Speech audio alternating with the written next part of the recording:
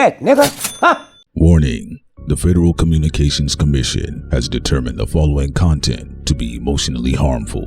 Snowflakes should not view this content under any circumstances, even if supervised by a G.I. Joe, Navy SEALs, Army vet, or someone with good common sense.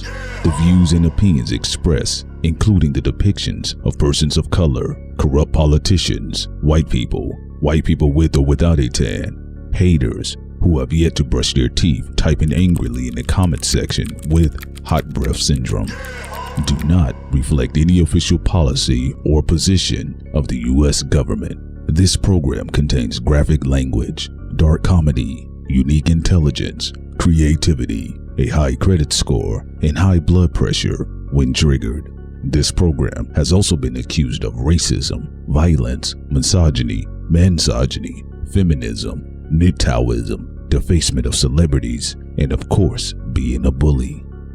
Welcome to Thought Crimes.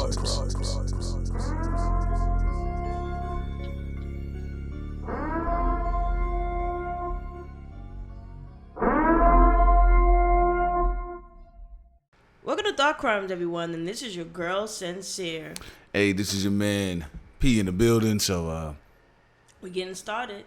We're talking about Joe Budden was right pertaining to Spotify. I know we highlighted that in our stream we did yesterday, but we wanted to touch bases on it again. And hopefully, Joe Budden, you allow us to use the 5-minute clip or a 5-minute video that you did on breaking down the Spotify situation, because I think it's poignant to what is going on right now. We're not going to use a full video, but we're going to use some clips.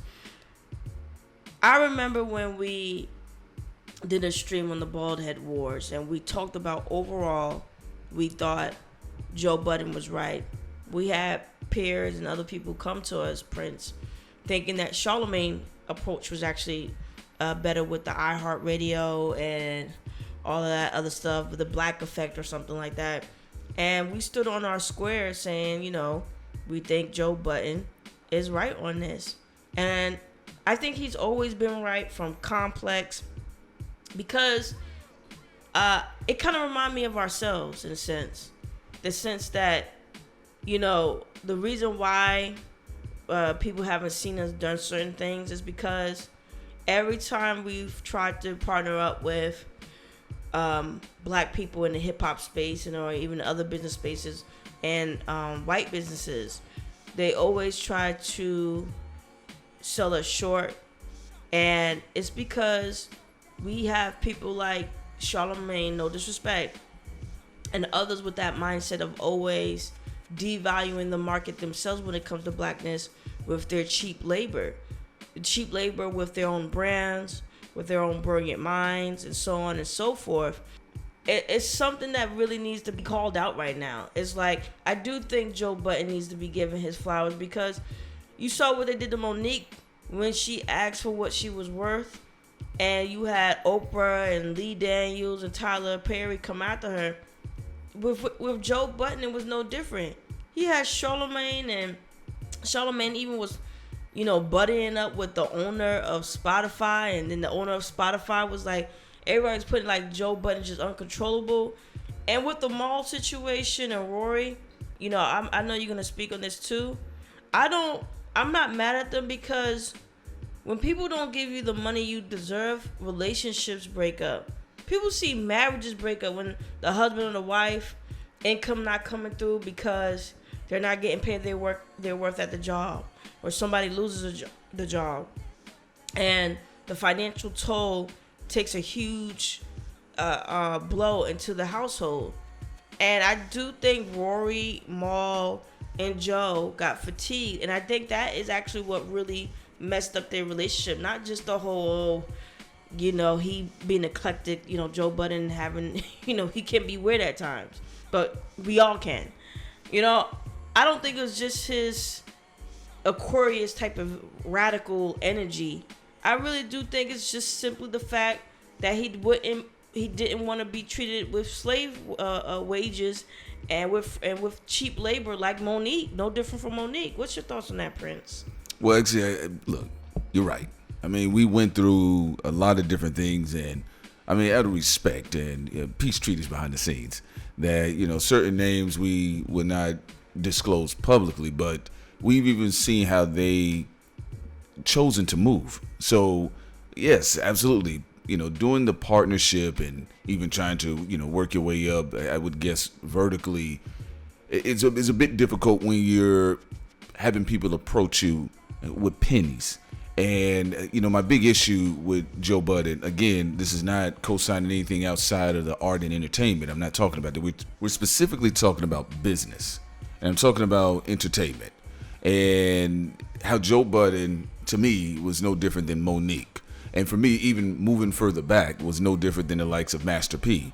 Or we can even go to MC Hammer. There was a reason why MC Hammer was put on a ridicule shaming tour moving forward, because there were a lot of things he did in the space of independency, especially coming out of Oakland, that the corporate media industrial complex kind of re-engineered through the likes of Vanilla Ice.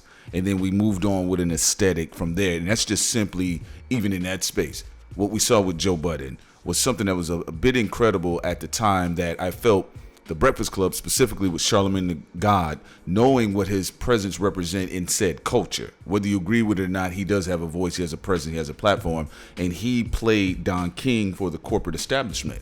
It was this. Joe Budden was able to make a living off of what he does. But I wouldn't necessarily say he's comfortable, because he doesn't talk like a man that's comfortable. On the other hand, Charlamagne the God was talking as if, I'm comfortable. What's your problem? That's the energy that he came from. And then even though Charlamagne was saying, well, iHeartRadio did a 50-50 deal with me with my Black Effect podcast network. All right, fine. Hats off to the people that are over there doing whatever it is that they're doing. But that wasn't the point. The point wasn't about what you ate on the plate that made you full and comfortable. The point was, why did Spotify buy The Ringer for $196 million? Why were they able to get Joe Rogan for over $100 million?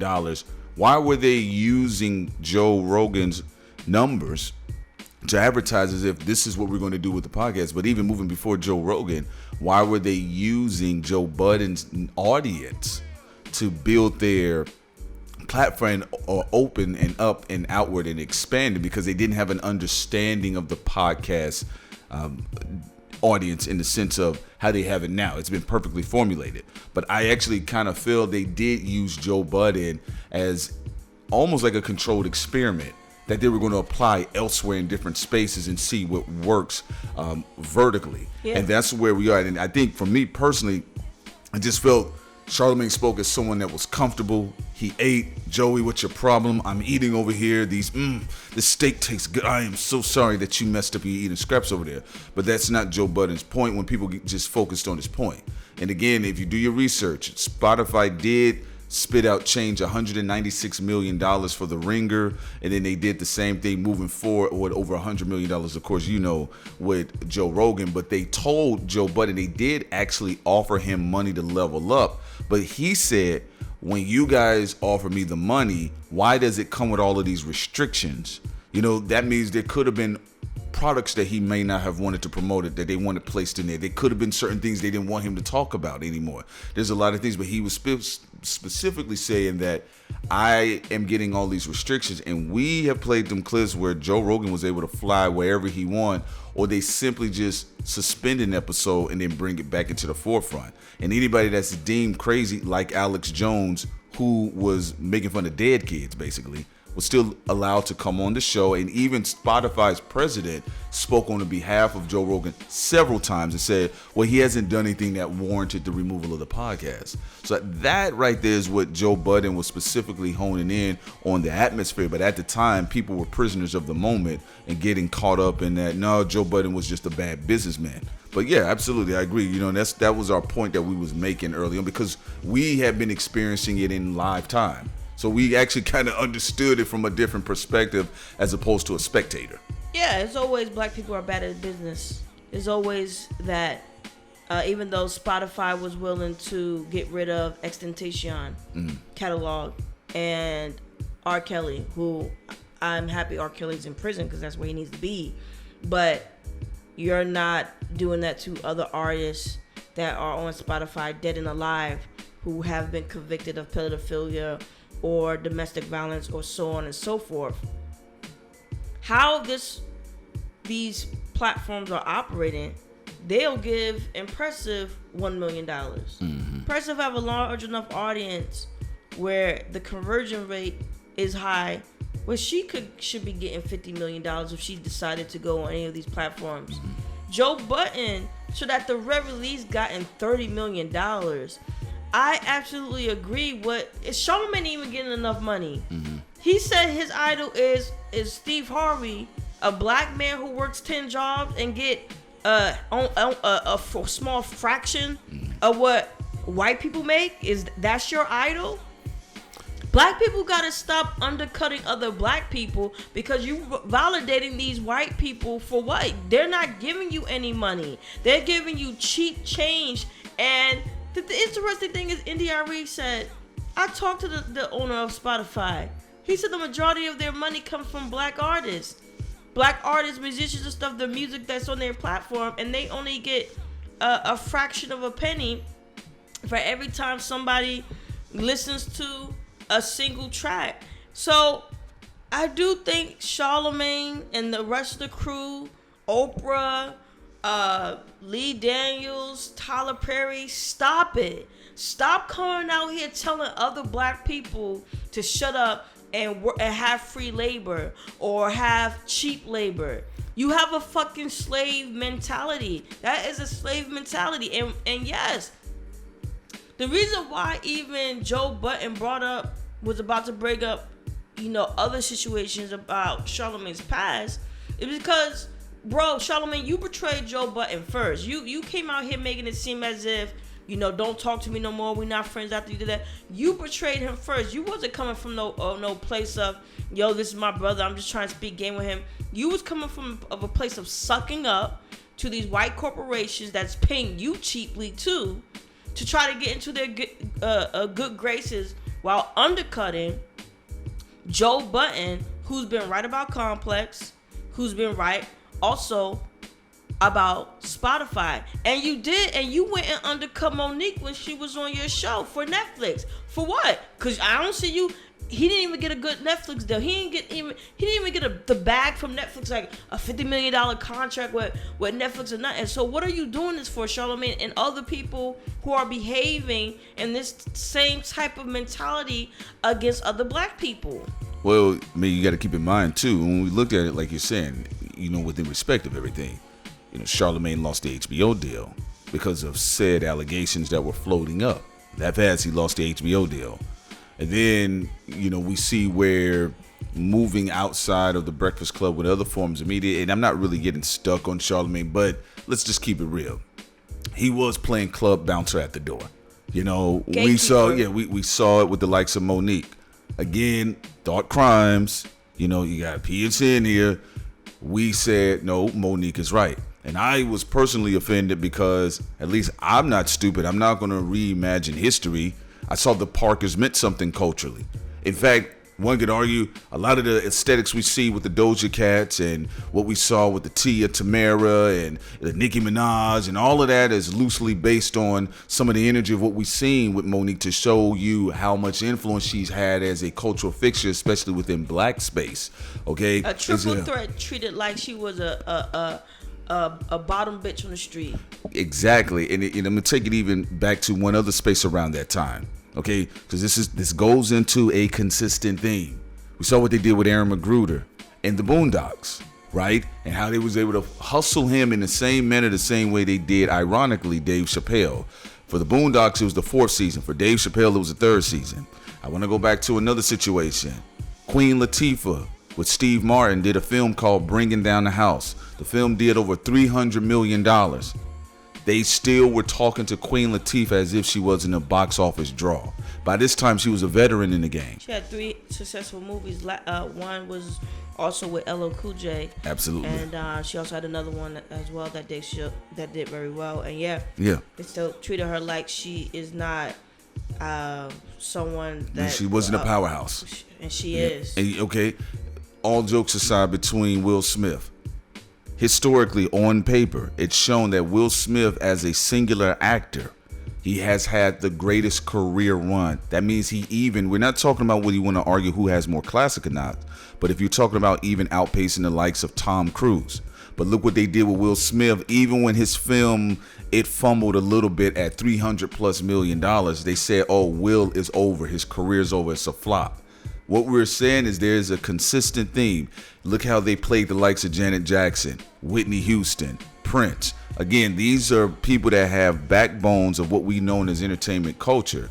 So for me, listening to Joe Budden, I don't care about all of the sweaty Harlem, Jersey, New York stuff he was talking about outside of that. I was listening to what he was saying, and I do remember trekking Joe Budden's career. One thing we can say, he was very consistent. Joe Budden would arguably would be just as important to the podcast, social media, YouTube, internet space as Soulja Boy. Because Joe Budden was the first one out there too with the Joe Budden TV before everybody else started getting into vlogging and all this other stuff. The same thing we've seen with the blogging community. I'll take it back even further before we get to the vlogs. The black kids who were doing hip hop were the drivers of the blogging space. They're the ones that brought it in. And this include, guess what, boys and girls? Yes, black boys and black girls. So when you hear people here talk about the T culture, how some of them need to get their stuff together and stop playing games, or the rap space, get your stuff together and stop playing games, because every 10 years right now on the internet, we're seeing the same thing happen. It was a lot of the black boys and girls that was running the blog space, writing articles, promoting artists, breaking new artists. This is how your Kid Cudi's was able to break. This is how Kanye was able to break. So you see a theme that goes on and on and on. And when we get to the point with somebody like Charlemagne, who, again, like I said earlier in this particular cast, he was comfortable. He was speaking as if someone was comfortable. When someone is comfortable, if you really think about it, a comfortable person doesn't understand what a struggle is for another person, because they say, I'm eating right now. That's what Charlemagne told Monique. I'm eating. He told that to Joe Budden. That's what he said, to put on, but he's struggling too. And I mean struggling with money. Mm-hmm. He has money. Charlemagne has money, but he doesn't have the amount of money that is equivalent to the amount of work he does. So you're still undercutting and undervaluing yourself in the market, because he was trying to get all these shows. So he got his show on Comedy Central, you got the Breakfast Club, you got all these things. I have never heard of Charlemagne getting a big time deal, and this is not me being in favor of Charlemagne getting a big time deal. I'm not trying to be like, oh, Charlemagne's my favorite person or anything like that. I'm just speaking of based off of the Spotify situation. How he came out there as a gatekeeper, just like he came out there as a gatekeeper with Monique. And look, a lot of y'all black celebrities listen to our show. I already know Kanye, Nicki, Jay-Z, Diddy, so on and so forth. And I know y'all think we're funny, but I know a lot of y'all don't like us at the same time, because we have talked shit about y'all. And some things we are right about, and some things we're probably wrong about. We're never wrong. Some things we're probably wrong about because we don't know y'all personally as human beings, and I get that. And sometimes maybe we unfairly dissect y'all in certain manners. But when it comes to this game and how y'all operate, y'all got to be honest with yourselves and look in the mirror and understand that the way y'all treat each other, the way y'all treated independent media, the way that everything's been going, that's why we're cannibalizing each other, and that's why everybody's undercutting each other. You're cannibalizing each other because you might as well say black media, black entertainers is Gaza Strip. Y'all fighting over this little slither piece of pie and land where y'all can actually be expanding and living the way y'all should be, because y'all are the biggest factors in this game, whether we're even talking about academics and I'm gonna even talk about thought crimes, because I know we influence a lot of people in that space, because we saw the people who was looking at our stuff, and we know we influence the culture, even though we don't have mainstream eyes, even though we're shadow banned and all this other stuff. So that's why I'm defending Joe Budden on this, because he was always right about Spotify. He was always right about Complex. And I don't care if the platform is owned by a white man married to a black woman or whatever. It's the principle of the fact that we're not getting what is owed to us based off of what we put into this culture. Yeah, honestly, Joe Budden he's really been right for a long time, even, during the Def Jam days. And this, he was, talking about this before the music industry, and it even collapsed in on itself. And think about little kids like Soulja Boy that came in, and that's really what wrecked shop with the music industry. We was on Clubhouse with some industry idiot that worked with Leah Cohen, and it was beautiful to roast his ass because you had all these these black artists, these independent black artists, and they had a chance to speak with it, quote unquote, someone that was aficionated in the industry. I just don't really care. Just even saying that to me is repulsive, but I'll move on from that. But anyway, so they were asking him all these questions. Sin was there, she remembers, and this guy, just the smugness and the arrogance, and he was he spoke with so much an entitlement and comfort, and you're struggling, and I'll throw you scraps and bones. And he said everybody's going to take a bad deal their first time around. Well, unfortunately for him, what he failed to realize, we're in a new era where people had an opportunity to research before signing any deals at this point. So now you have new babies coming in. You have people that may have taken L's before. They don't have to sign a bad deal. But one of the reasons why I decided to get at his neck in front of all of them, I wanted to show them that defacing tyrants, to me, is one of the highest forms of evolution of the human spirit. Because what we have now, we have a tyrant class that likes to rule in this space of music and quote unquote black entertainment while hiding behind black flesh. And anytime you get into a situation where you run into, like I said, one of these guys that was running with Leah Cohen as his right-hand man, or David Banner, at that point, my job is to deface you. It's not even just for me or P or Sin. It's to deface you so the other people can see that you're nobody. So they don't be mesmerized by your mythology, that idea, rubber band man. No, you're stealing property because you're out here struggling, right? So the same thing that they're doing to you as a producer, you went and found into the audience of young people that are creating things, and you want to do it to them to feel power and get your comeuppance in that space. I was very disappointed in David Banner when he did that after we, met with him, the Black Shrine of Madonna in Houston. He took a picture with our photo. We have all the receipts on this. I was very disappointed because you have presented yourself as a man of integrity. Even if Thought Crimes ever said anything about one of your friends, which I'm fine with. You friends with T.I., whatever. We said something, you didn't like it. I'm following all that stuff, cool. But to sit there and try to rip off our stuff, that is disturbing. And that's what many of you do, while also trying to be moralist about Tasha K or some of these black bloggers that y'all don't like. I get it when Lakeith Stanfield came on our show and he talked about the negativity because he was fair. He talked about the mainstream ones too, like the Breakfast Club, how they treated him.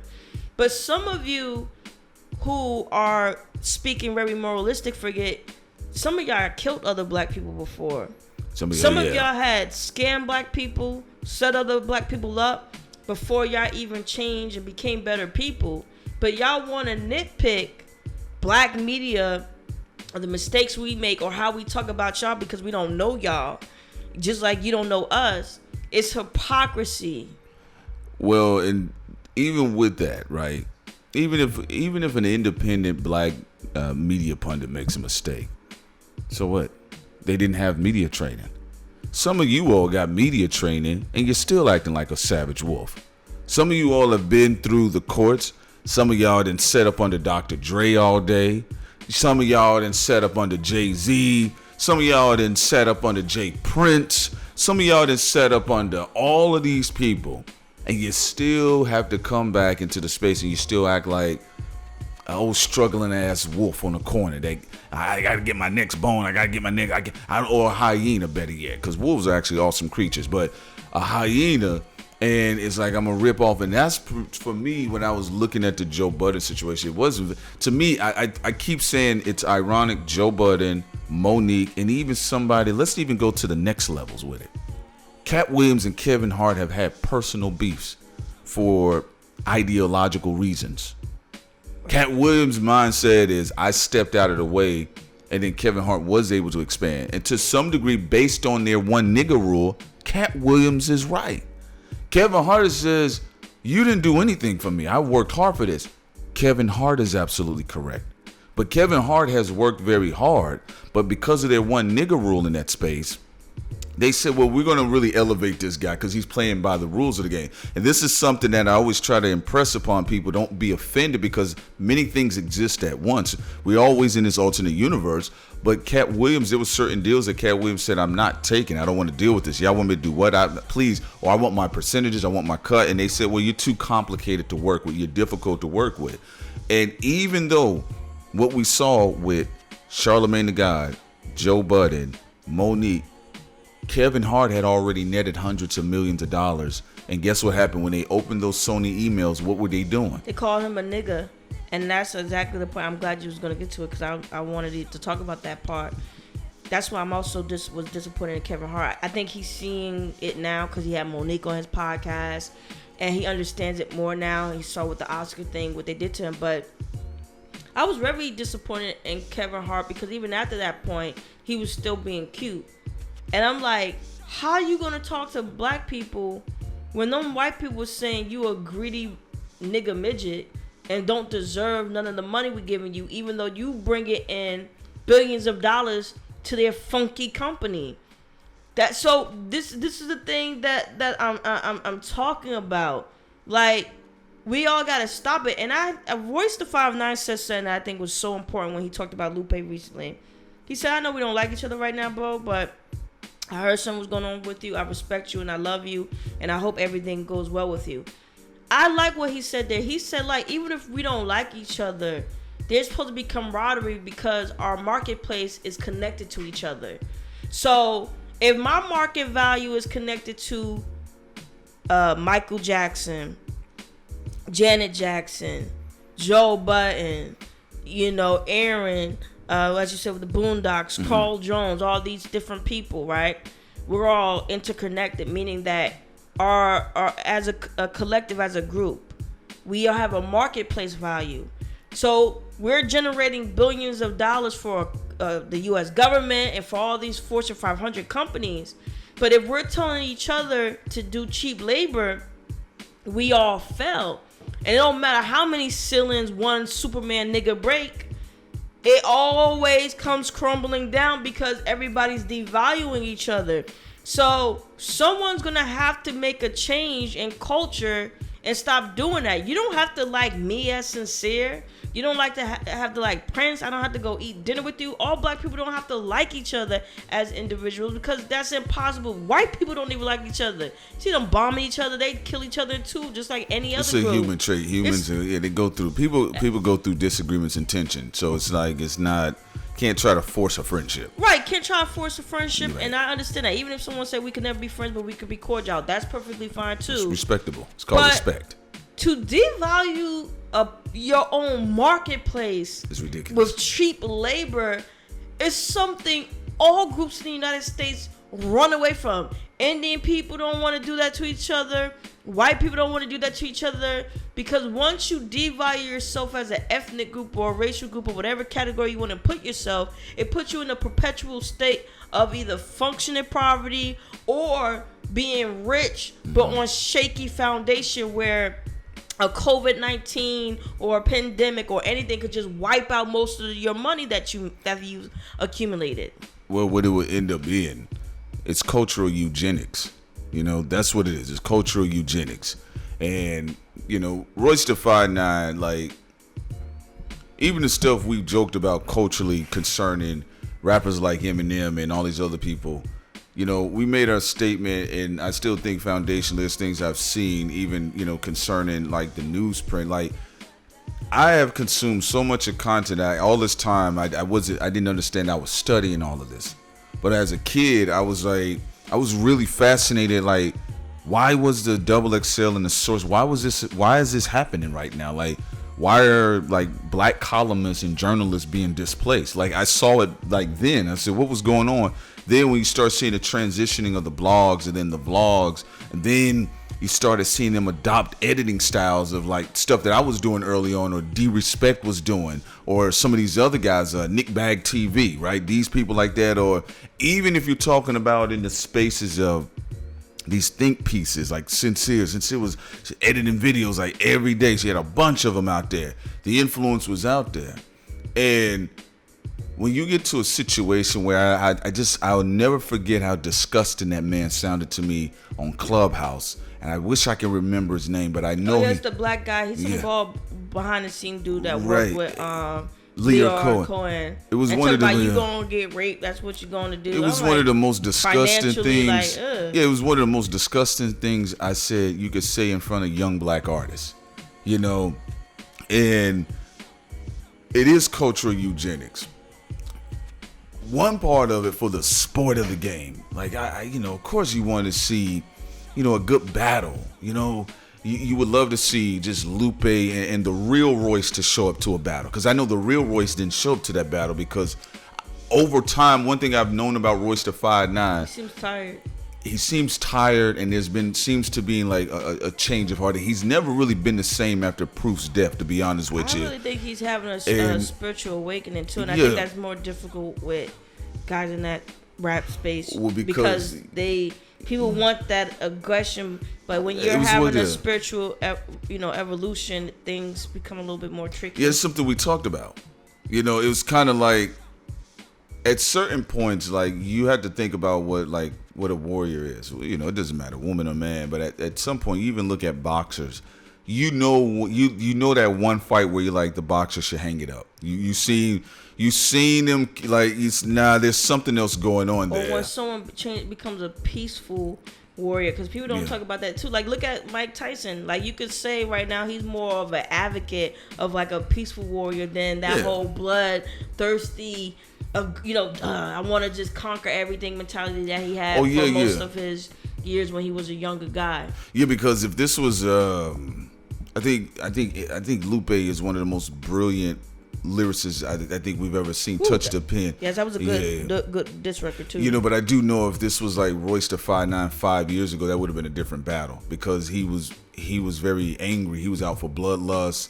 And even 7 years ago, I know in his lyrics he struggled with alcoholism as well because of his unhappiness.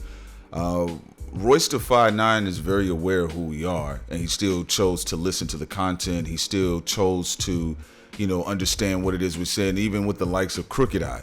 And I do notice something with these types of men that they're getting older now, and they're seeing something. Because I actually throw Joe Budden in that space as well. Monique is in that space, but at a different level.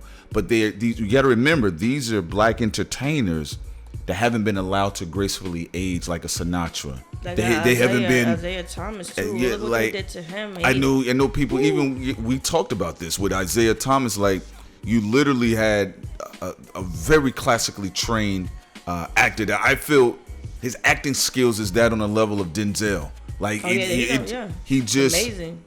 He was on Grey's Anatomy, and somebody had a personal vendetta against him that Shonda Rhimes several times she's tried to shield him. Now that's a black woman in power, and she couldn't even protect him, even after giving ABC those hit shows that generated billions of dollars. Her power still wasn't able to protect this guy, in that space of keeping him here. And we've seen what has happened with him. So when we talk about it in space of entertainment, to tie it back into what we're saying with Joe Budden was right. Charlemagne is still wrong. And if you want to disagree, all you got to do is look at this current Joe Rogan, and look what he was able to get to, and also look at who he's empowered along the way.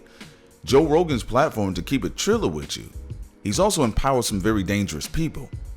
And that's the difference that I don't think people really understand. At the end of the day, these black entertainers can't even just be that in the space of entertainment, where people get to be that and more, and even in space of that leads to people's death or not, or people being admonished and tortured in that space as well. So again, that's what it is, and we're just going to kind of leave it on that for right now. This is part one of this conversation. I feel this is something so important that, Thought Crimes is going to have a series of conversation about, another 35-minute or whatever video that we're going to bring for y'all to come back around to these topics. Also check out our video that we uploaded, our podcast, animated podcast that we uploaded pertaining to the U.S. government investment in other countries like China building up their infrastructure and their economy while crippling Black America. Look out for that. Subscribe to forget about subscribing to the YouTube channel. Just go to our Patreon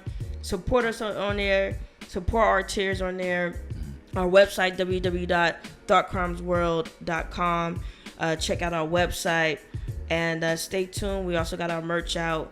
We appreciate you all. And we are out.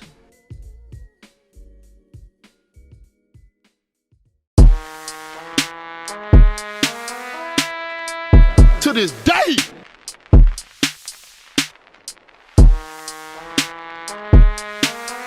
To this day.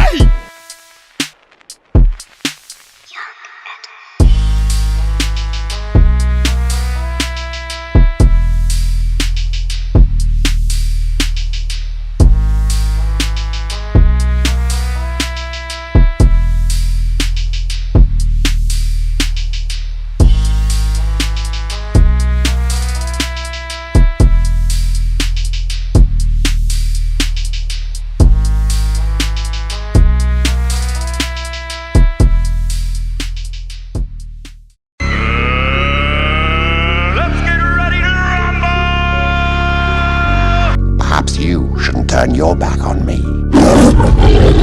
Is that a challenge? You either die a hero or you live long enough to see yourself become the villain. White folks are nosy. They have specials. Nosy specials. Why does a bee make honey? You ain't a bee. Why do you give a fuck?